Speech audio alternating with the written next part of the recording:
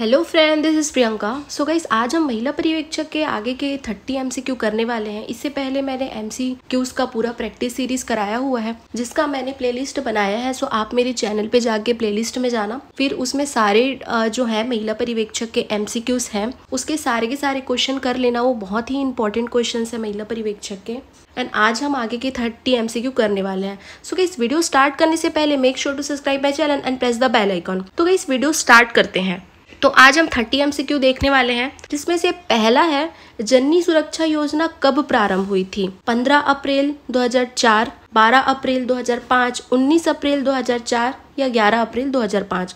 तो इसका right answer है 12 अप्रैल 2005। क्या है जननी सुरक्षा योजना? जननी सुरक्षा जो है वो एक माता मतलब महिलाओं की योजना है। तो जननी सुरक्षा योजना का प्रारंभ कब हुआ था? 12 अप्रैल 2005। कब हुआ था जननी सुरक्षा योजना का प्रारंभ? 12 अप्रैल 2005 को। आगे का नेक्स्ट क्वेश्चन हम देखते हैं। सार्वभौमिक टीकाकरण का प्रारंभ कब किया गया? किसका सार्वभौमिक टीकाकरण का प्रारंभ कब किया गया? 1998 को या 1980 को या 1985 को या 1949 को? हाँ, तो इसका आंसर क्या है? 1985, 1985। कब किया गया था सार्वभौमिक टीकाकरण का प्रारंभ? 1985 को किया गया था। सार्वभौमिक टीकाकरण का प्रारंभ 1985 में किया गया था, है ना, 1985। नेक्स्ट क्वेश्चन हम देखते हैं कि कार्यक्रम का उद्देश्य क्या था? हाँ, ये टीकाकरण कार्यक्रम का उद्देश्य क्या था? इसका आंसर, इसका क्वेश्चन है। यहाँ पे सिर्फ कार्यक्रम का उद्देश्य आ गया है, लेकिन इसका जो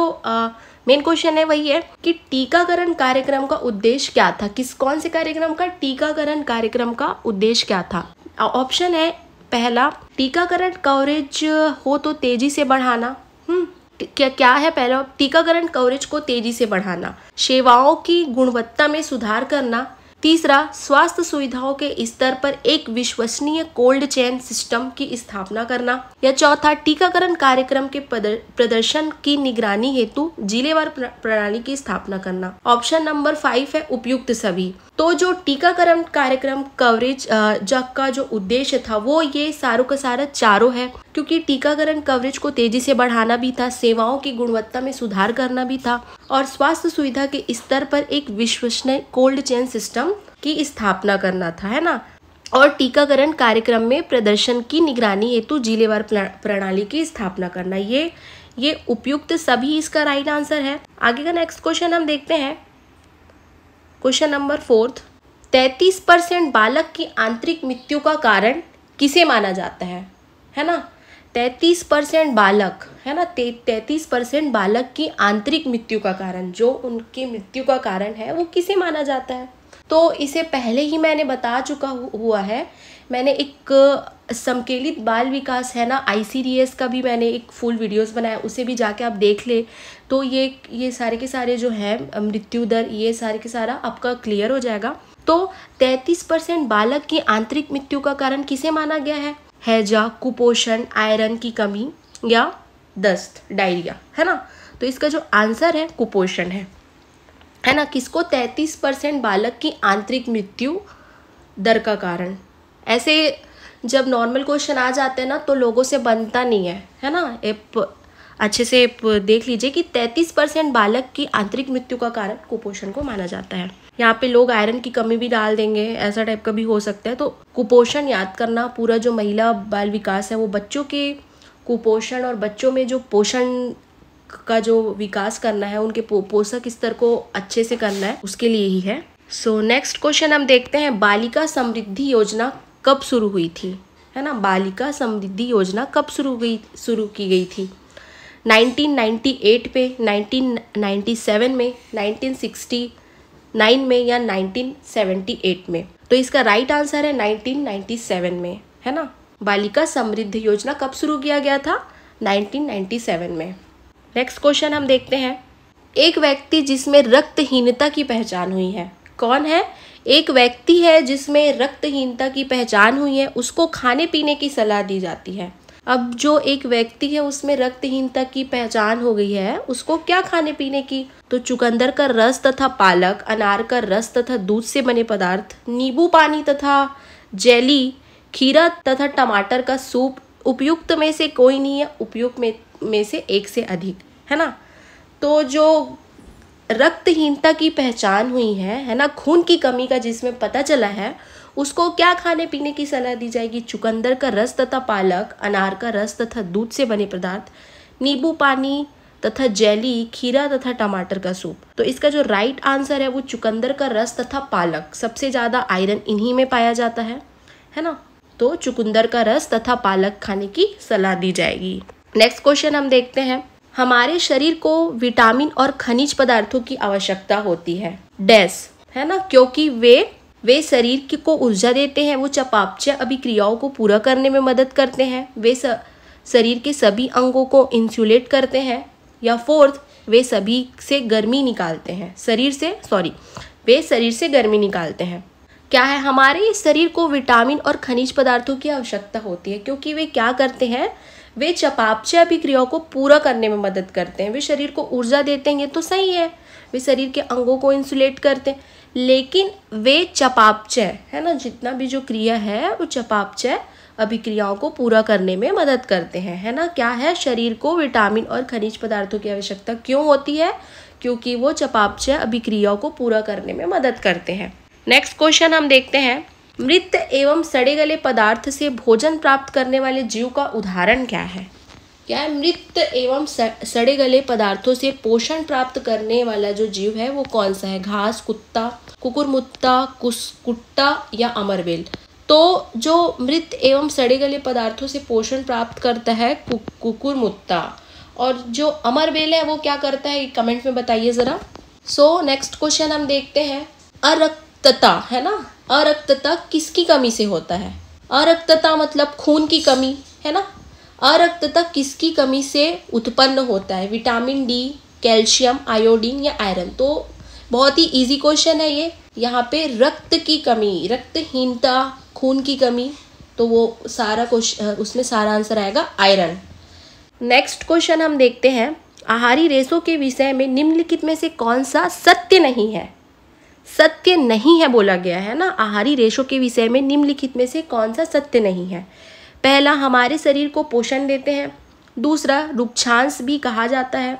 तीसरा, हमारे शरीर को अपचित भोजन से छुटकारा पाने में मदद करते हैं। चौथा, मुख्यतः पौधों द्वारा प्राप्त किए जाते हैं। तो क्या है, आहारी रेशे क्या नहीं करते हमारे शरीर में? इसका क्या है आंसर? हमारे शरीर को पोषण देना, है ना। नेक्स्ट क्वेश्चन हम देखते हैं, टाइफाइड से शरीर का कौन सा अंग प्रभावित होता है? किससे? टाइफाइड से शरीर का कौन सा अंग प्रभावित होता है? पहला है मस्तिष्क, अग्नाशय, आमाशय या आंत। मस्तिष्क ब्रेन, अग्नाशय पैंक्रियाज, आमाशय स्टमक, आंत इंटेस्टाइन, है ना। टाइफाइड से शरीर का कौन सा अंग प्रभावित होता है? तो टाइफाइड से इंटेस्टाइन प्रभावित होता है ना। नेक्स्ट क्वेश्चन हम देखते हैं, किसी तत्व की कमी के कारण घेंघा रोग हो जाता है। किस तत्व की, है ना। ये बहुत ही इजी क्वेश्चन है भाई। कौन से तत्व की कमी से घेंघा रोग होता है ना। Phosphorus, nitrogen, calcium. बचपन से पढ़ते आते हैं कि जो गोइटर है वो किसकी कमी से होता है? तो जो गोइटर डिसीज़ है, जो घेंघा रोग है, वो आयोडीन की कमी से होता है ना। वो किसकी कमी से होता है? वो आयोडीन की कमी से होता है। नेक्स्ट क्वेश्चन हम देखते हैं, हैजा, है ना, हैजा का क्या कारण है? शैवाल, जीवाणु, विषाणु, कवक। तो हैजा का जो कारण है वो जीवाणु, बैक्टीरिया से हैजा होता है ना, बैक्टीरिया से हैजा होता है। नेक्स्ट क्वेश्चन हम देखते हैं, निम्नलिखित में से कौन सा दुग्ध प्रोटीन, मिल्क प्रोटीन है? Lactogen, myosin, casein, rennin. तो जो केसिन है वो मिल्क प्रोटीन है ना, वो मिल्क प्रोटीन है केसिन। केसिन में मिल्क प्रोटीन पाया जाता है ना। जब बैक्टीरिया ग्रो करते हैं, जब बैक्टीरिया ग्रो करते हैं तो उसे केसिन मीडिया पे ग्रो किया जाता है। किसे ग्रो किया जाता है? जब बैक्टीरिया ग्रो करते हैं तो उसे केसिन मीडिया में किया जाता है। क्यों? क्योंकि केसिन मीडिया में मिल्क प्रोटीन पाया जाता है ना, क्योंकि मिल्क प्रोटीन केसिन में पाया जाता है। नेक्स्ट क्वेश्चन हम देखते हैं, विटामिन ए का उत्कृष्ट स्रोत है गाजर, सेब, शहद, खट्टे फल। तो विटामिन ए का जो उत्कृष्ट सोर्स है वो गाजर है। नेक्स्ट क्वेश्चन हम देखते हैं, हिंदी भाषा का जन्म हुआ है अभ्रंश से, लौकिक संस्कृत से, पाली संस्कृत से, वैदिक संस्कृत से। सो गाइस आज हम ना कुछ ऐसे क्वेश्चन भी करेंगे जो हमारे जीके से, जनरल स्टडी से रहें और जीएस से रहें, सॉरी, क्योंकि जो है महिला बाल विकास में सारे जो 50 नंबर के या 30 नंबर के परिसीमित के लिए तो 60 नंबर का अपना ये आएगा, लेकिन जो खुली भर्ती वालियों के लिए है उनके लिए जो भी जीके के क्वेश्चंस है ना, और जो कि जीएस के क्वेश्चंस हैं वो ज़्यादा आएंगे, इसलिए मैंने यहाँ पे कुछ क्वेश्चन जो है वो जीएस के ऐड किए हुए हैं, है ना, जिसमें हिंदी को भी मैंने ऐड किया हुआ है कुछ कुछ। तो हिंदी भाषा का जन्म कब हुआ, है ना, तो हिंदी भाषा का जन्म हुआ था, किससे हुआ था? अभ्रंश से हुआ था, लौकिक संस्कृत से हुआ था, कि पाली प्राकृत से हुआ था, कि वैदिक संस्कृत से? तो जो हिंदी भाषा का जन्म हुआ था वो अभ्रंश से हुआ था, है ना, अभ्रंश से। नेक्स्ट क्वेश्चन हम देखते हैं, भारतीय राष्ट्रीय कांग्रेस की पहली महिला अध्यक्ष कौन थी? किसकी? भारतीय राष्ट्रीय कांग्रेस की पहली महिला अध्यक्ष कौन थी? भारतीय राष्ट्रीय कांग्रेस की पहली महिला अध्यक्ष कौन थी? अगर इसका आंसर आपको पहले से पता है तो आप प्लीज़ कमेंट करें। एंड चलिए देखते हैं, कस्तूरबा गांधी, सरोजनी नायडू, एनी बेसेंट या फिर अरुणा अली? तो कौन थी पहली महिला कांग्रेस की अध्यक्ष कौन थी? कस्तूरबा गांधी, सरोजनी नायडू या अरुणा अली? कौन थी? तो इसका राइट आंसर है एनी बेसेंट थी, है ना, पहली महिला एनी बेसेंट। एनी बेसेंट ने कौन से पत्रिका का आरंभ किया था, कौन से पत्रिका उन्होंने स्टार्ट किए थे? उनको कमेंट में प्लीज़, आपको पता है तो प्लीज़ कमेंट में बताइए कि एनी बेसेंट ने कौन सी पत्रिका का प्रारंभ किया था, है ना। नेक्स्ट क्वेश्चन हम देखते हैं, राष्ट्रीय महिला आयोग के अध्यक्ष का कार्यकाल कितनी अवधि तक होता है? ऑप्शन ए 2 वर्ष, ऑप्शन बी 3 वर्ष, ऑप्शन सी 5 वर्ष या डी निर्धारित नहीं है। राष्ट्रीय महिला आयोग की अध्यक्ष का कार्यकालन कितनी अवधि की होती है ना, राष्ट्रीय महिला आयोग के अध्यक्ष का कार्यकाल कितनी अवधि की होती है? इसकी राष्ट्रीय महिला आयोग के अध्यक्ष की कार्यकाल की कितनी अवधि होती है? तो इसका राइट आंसर है 3 वर्ष। कितने वर्ष की होती है राष्ट्रीय महिला आयोग के अध्यक्ष की कार्यकाल? 3 वर्ष तक होती है ना। नेक्स्ट क्वेश्चन हम देखते हैं, छत्तीसगढ़ टोनी प्रताड़ना निवारण अधिनियम 2005 को संपूर्ण छत्तीसगढ़ में कब लागू किया गया था, है ना, कब? छत्तीसगढ़ टोनी प्रताड़ना निवारण अधिनियम 2005 को संपूर्ण छत्तीसगढ़ में कब लागू किया गया था? गाइस मैंने टोनी प्रताड़ना का फुल वीडियो बनाया है, सो आप उसे जाके देख सकते हैं। एंड ये जो है महिला बाल विकास के लिए, सीजी महिला बाल विकास के लिए जो टोनी प्रताड़ना निवारण अधिनियम है वो बहुत इंपॉर्टेंट है ना, तो आप उसे जाके देख सकते हैं। परिसीमित भर्ती वालों के लिए भी बहुत इंपॉर्टेंट है वो, क्योंकि उनका जो नंबर है 60 वो उसमें बहुत ज़्यादा क्वेश्चन आएंगे महिला बाल विकास के, और खुली भर्ती के लिए भी वो जो टोनी प्रताड़ना है, और जो आम लोग हैं उनके लिए भी टोनी प्रताड़ना निवारण अधिनियम बहुत ही इंपॉर्टेंट है। सब लोगों को एक जो नॉर्मल लॉ है उसे जानना चाहिए। सो गाइस अभी हम ऑप्शन देखते हैं अपना, 26 सितंबर 2005 को, 30 जनवरी 2005 को या 16 दिसंबर 2005 को? तो इसका राइट जो आंसर है वो 30 दिसंबर 2005 को है। मैं आपको बता देती हूँ कि जो 26 सितंबर 2005 को है वह इसको राज्यपाल से अनुमति प्राप्त हो गई थी। उसके बाद 30 सितंबर 2005 से ये लागू किया गया था, है ना, पूरे छत्तीसगढ़ में ये 30 सितंबर 2005 से लागू किया गया था।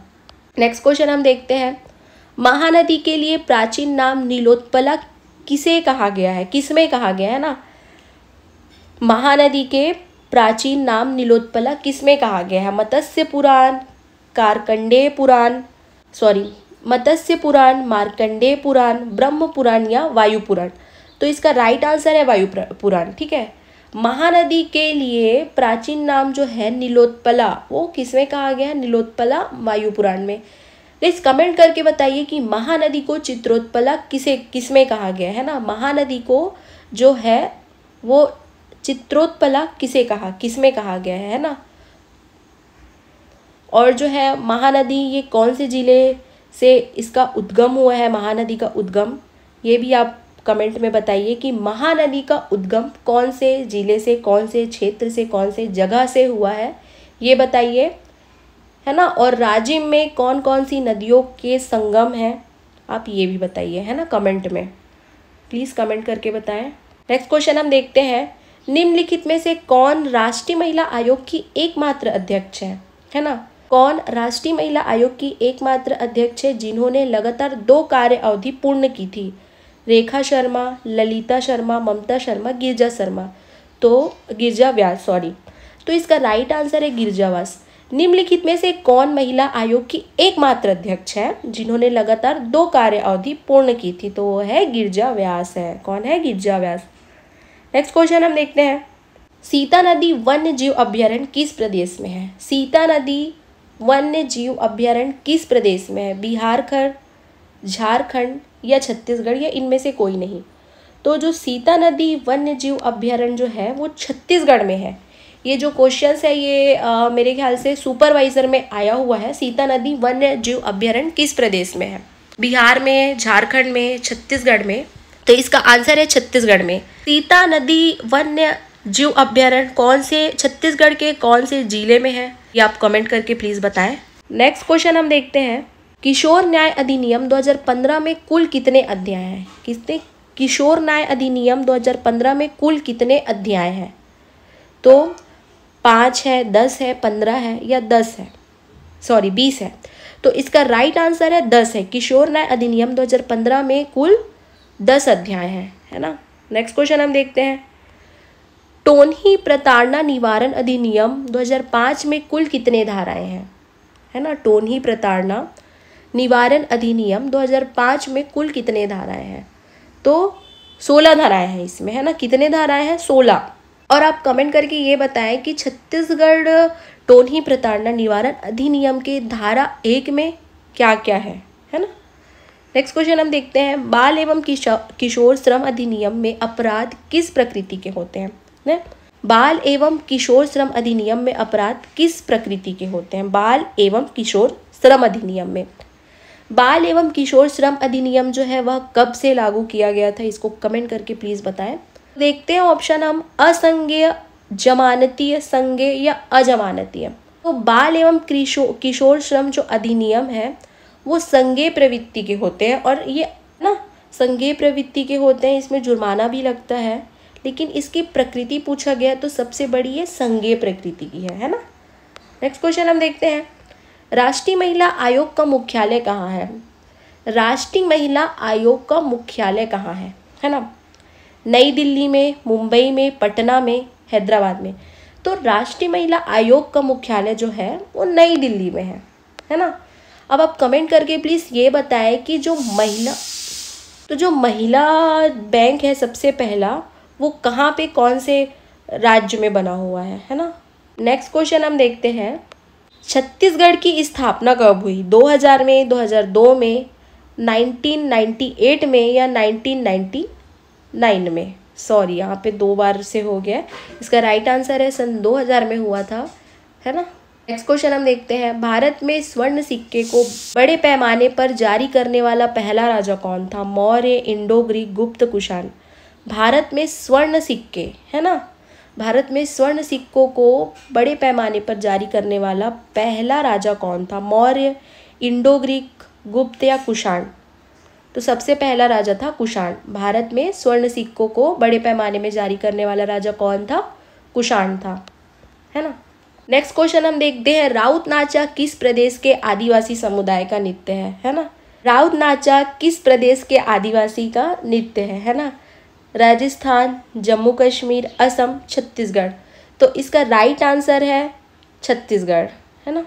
तो गाइस हमने 30 MCQ कंप्लीट कर लिए हैं, और ऐसे ही और आगे की वीडियोस में और कराने वाली हूँ 30 MCQ के। इसमें जीके से भी रिलेटेड क्वेश्चन रहेंगे, करेंट अफेयर से भी रिलेटेड क्वेश्चन रहेंगे, और जीएस से भी रिलेटेड, और साथ ही साथ रीजनिंग के भी क्वेश्चन रहेंगे और हिंदी के भी।